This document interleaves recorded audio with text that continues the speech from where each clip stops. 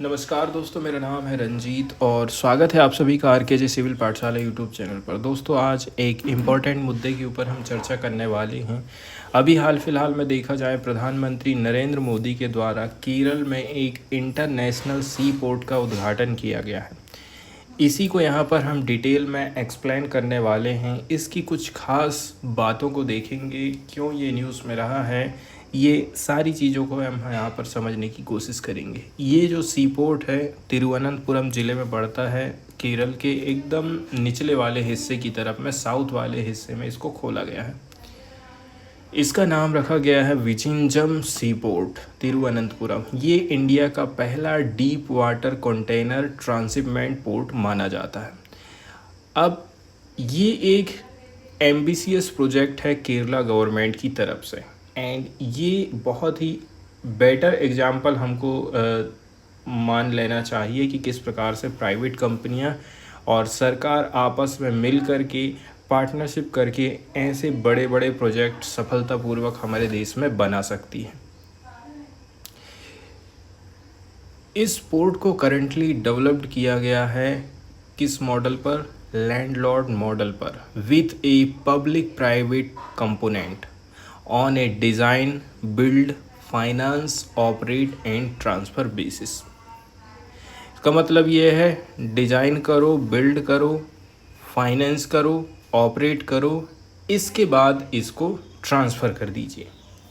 इस बेसिस पर इसका निर्माण किया गया है। वहीं यदि हम बात कर लें, जो लैंडलॉर्ड मॉडल होता है, इसके अंतर्गत जो पोर्ट की अथॉरिटी है वो काम करती है एज ए रेगुलेटरी बॉडी के तौर पर, and as landlord while the port operations specially cargo की हैंडलिंग ये कैरी आउट किया जाता है प्राइवेट कंपनीज़ के द्वारा, जैसे कि Adani Vizhinjam port private limited. इस केस में इस कंपनी को ये कामकाज मिल गया है।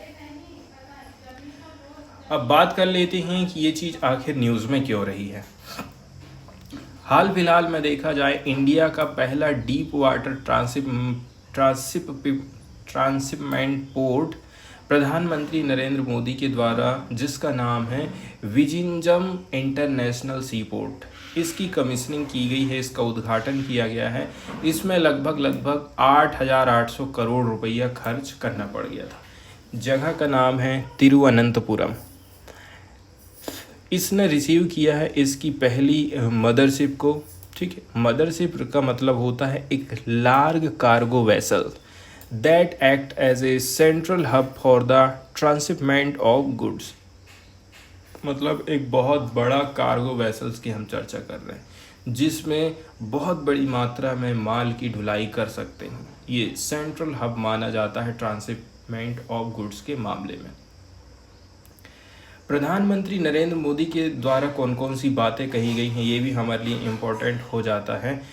प्रधानमंत्री नरेंद्र मोदी ने कहा है, इस प्रकार के जो प्रोजेक्ट बनाए जा रहे हैं ये PPP मॉडल पर बनाए जा रहे हैं। पब्लिक प्राइवेट पार्टनरशिप के अंतर्गत इसका निर्माण किया गया है। पिछले 5 साल में इस प्रकार के बहुत सारे प्रोजेक्ट हमारे देश में देखने को मिले हैं,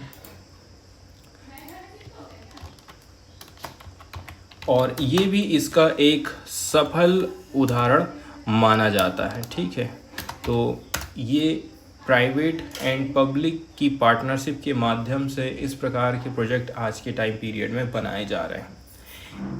ऐसे करके हम आने वाले टाइम पीरियड में इंडिया का जो पोर्ट्स है उसको वर्ल्ड लेवल तक, ग्लोबल स्टैंडर्ड तक बना सकते हैं, एंड फ्यूचर के लिए हम उनको रेडी कर पाएंगे, ऐसा प्रधानमंत्री नरेंद्र मोदी ने बोला।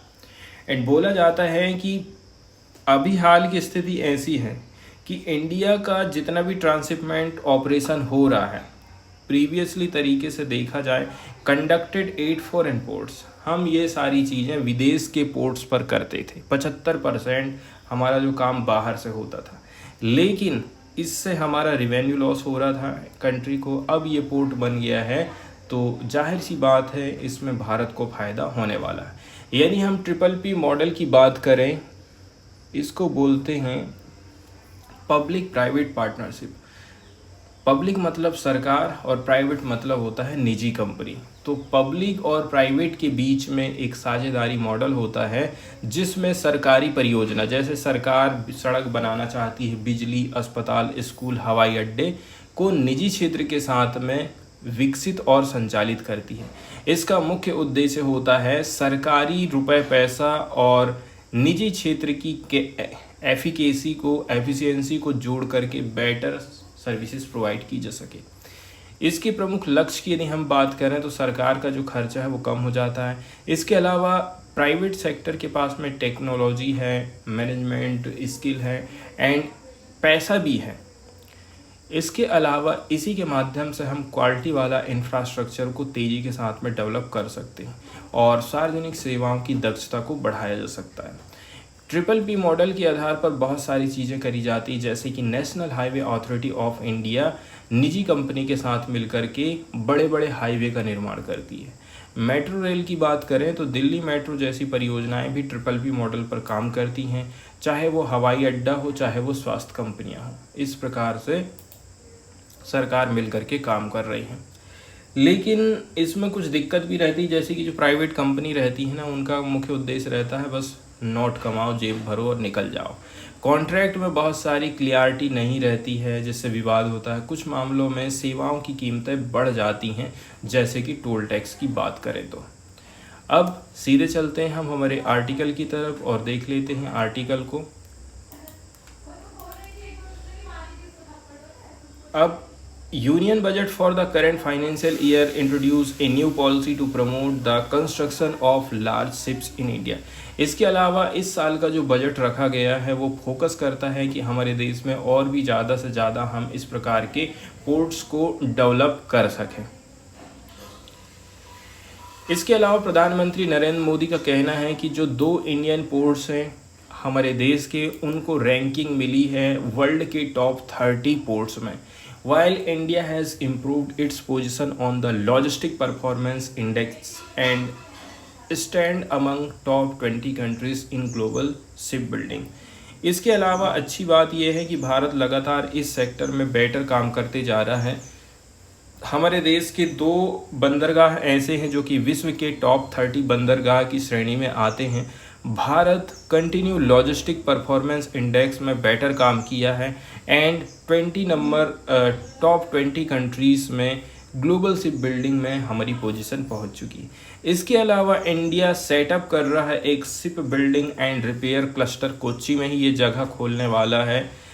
ऐसा प्राइम मिनिस्टर नरेंद्र मोदी ने बोला है। यदि ये कंप्लीट हो जाता है तो इससे न्यू एम्प्लॉयमेंट अपॉर्चुनिटीज़ क्रिएट होंगी एंड केरला का जो लोकल टैलेंट है एंड यूथ है वहाँ के लोग, उनको एक प्लेटफॉर्म मिल जाएगा कि आप ग्रोथ करिए, ऐसा प्रधानमंत्री नरेंद्र मोदी ने बोला है।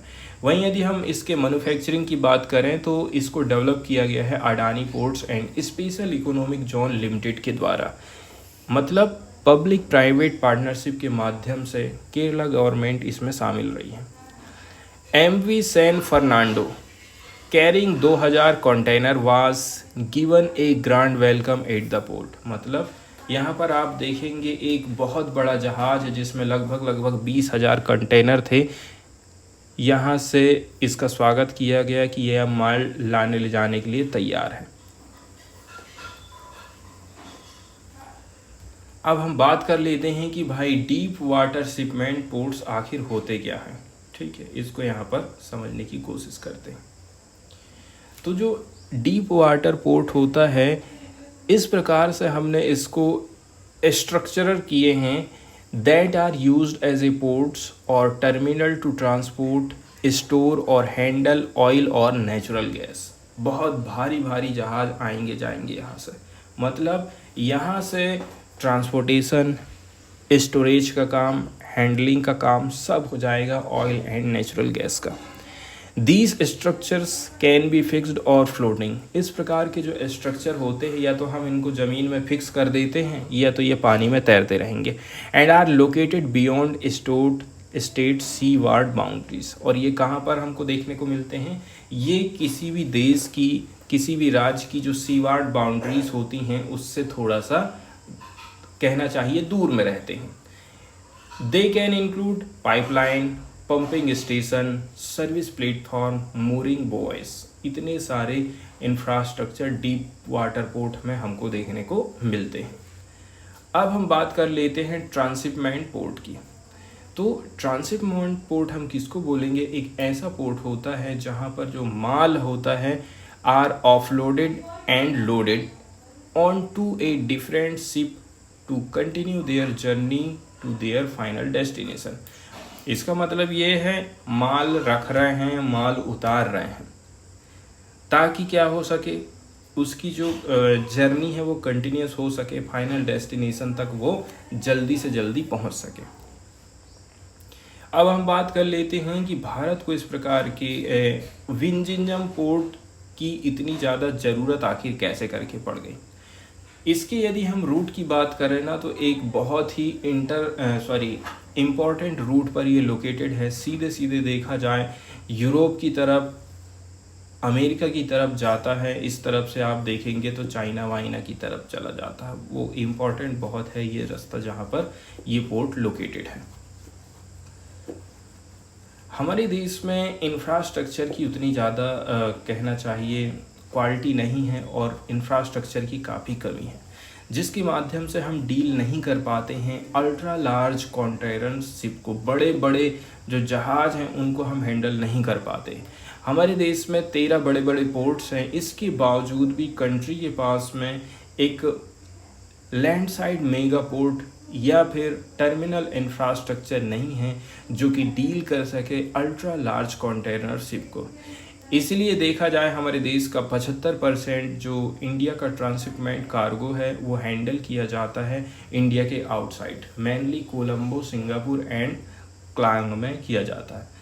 वहीं यदि हम बात करें 2021-22 के दौरान टोटल जो ट्रांसशिपमेंट कार्गो है इंडिया का लगभग 4.6 मिलियन TEU, मतलब 20 foot equivalent unit, out of which लगभग 4.2 मिलियन TEU को हैंडल किया गया था भारत के बाहर। मतलब पूरा का पूरा ही समझ लो आप।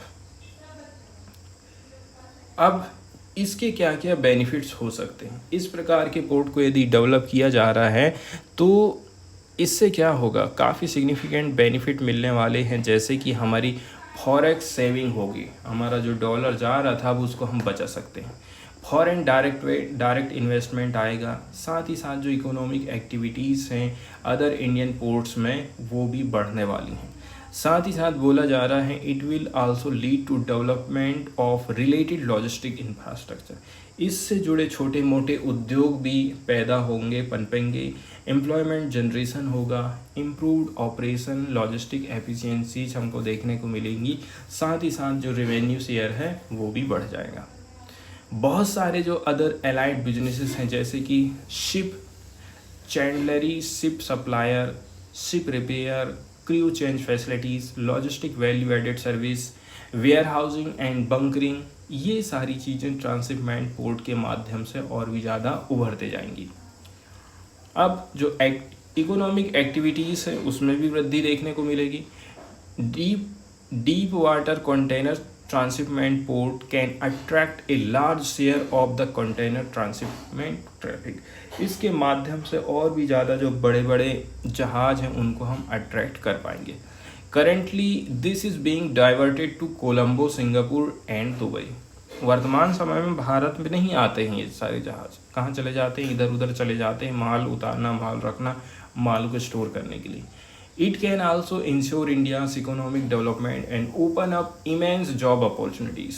देश की इकोनॉमी बढ़ेगी और साथ ही साथ जो जॉब की अपॉर्चुनिटीज़ है ना वो भी इंक्रीज हो जाएगी। इसके बाद हम बात कर लेते हैं कि ये जो विजंजम इंटरनेशनल सी पोर्ट प्रोजेक्ट है इसके बारे में थोड़ी सी बेसिक जानकारी बताई जाती है। ये लोकेटेड है विजंजम, ये पड़ता है तिरुवनंतपुरम डिस्ट्रिक्ट में, केरला में। ये जो ट्रांसशिपमेंट डीप वाटर मल्टीपर्पज़ सी पोर्ट प्रोजेक्ट है इसको बिल्ड किया गया है Adani port and SEZ private limited के द्वारा, और इसको हमने बनाए हैं design, build, finance, operate and transport model के आधार पर।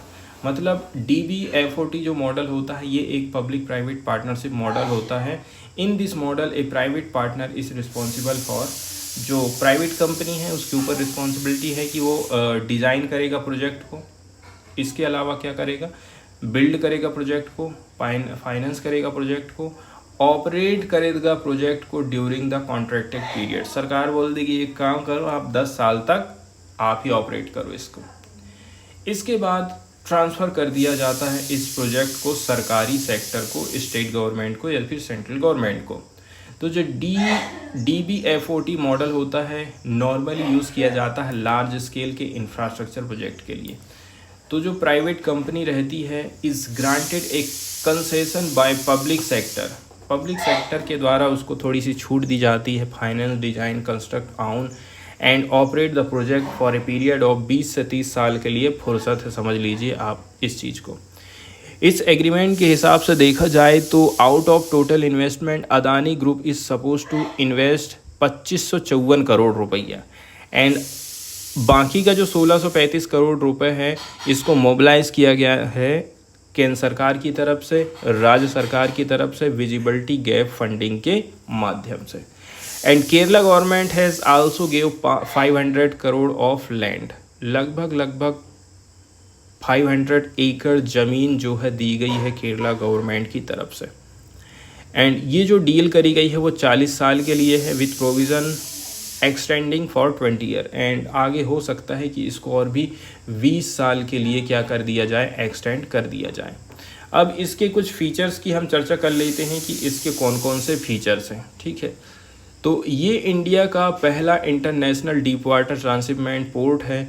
इसकी नेचुरल डेप्थ लगभग 18 मीटर से भी ज़्यादा है एंड इसके लेवल अप टू 20 मीटर्स, और लगभग और इसको आप 20 मीटर तक मान सकते हैं। डेप्थ काफ़ी क्रूशियल रहती है, तब जा कर के ही लार्ज वेसल्स, मदरशिप्स हमारे पोर्ट तक आ सकते हैं। इसको ऐसे डिज़ाइन किया गया है कि ये कैटर कर सकता है, झेल सकता है कंटेनर ट्रांसशिपमेंट को, multipurpose and break bulk cargos को।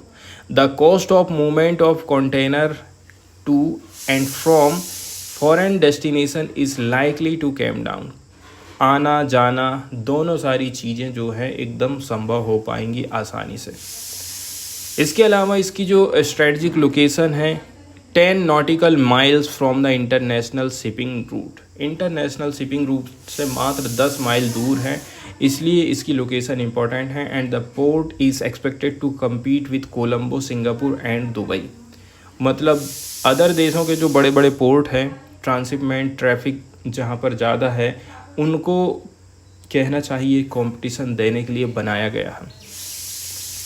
इसके अलावा इसकी जो कैपेसिटी है फर्स्ट फेज़ की वो है 1 मिलियन TEU की, which can be increase to 6.2 million TEU आने वाले टाइम पीरियड में। अदर कुछ फीचर्स हैं इसमें इंक्लूड है minimal littoral drift along the coast and virtually no requirement for any maintenance dredging। बोला जा रहा है कि ये इतना अच्छा है कि इसमें चाहे वो ज़्यादा से ज़्यादा मेंटेनेंस वाली बात हो, चाहे वो लिटोरल ड्रिफ्ट वाली बात हो, ये सारी चीज़ें इसमें शामिल हैं। इसकी कुछ ख़ास बात इसको स्पेशल बना देती है।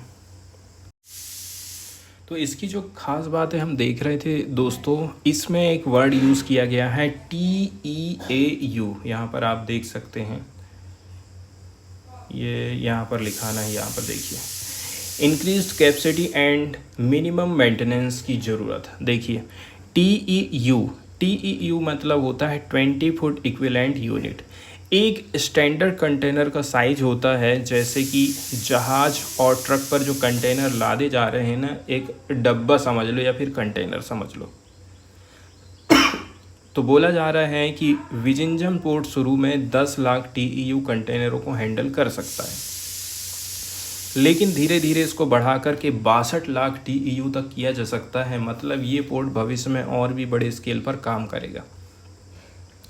मेंटेनेंस की यदि हम चर्चा करते हैं तो इस पोर्ट के आसपास समुद्री रेत का जमाव बहुत कम होता है, लिटोरल ड्रिफ्ट जिसको बोलते हैं, इसलिए बार बार खुदाई करने की ज़रूरत नहीं पड़ेगी। तो एंड ड्रेजिंग की बात करें, मतलब समुद्र की तलहटी से मिट्टी या फिर रेत निकाल करके गहरा करना, ताकि जहाज़ आसानी से आ और जा सके।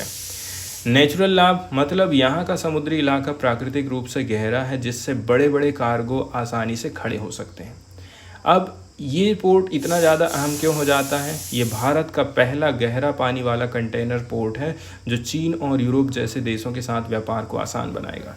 केरल में बना ये पोर्ट भारत के एक्ट ईस्ट पॉलिसी को और भी ज़्यादा मजबूत करने वाला है।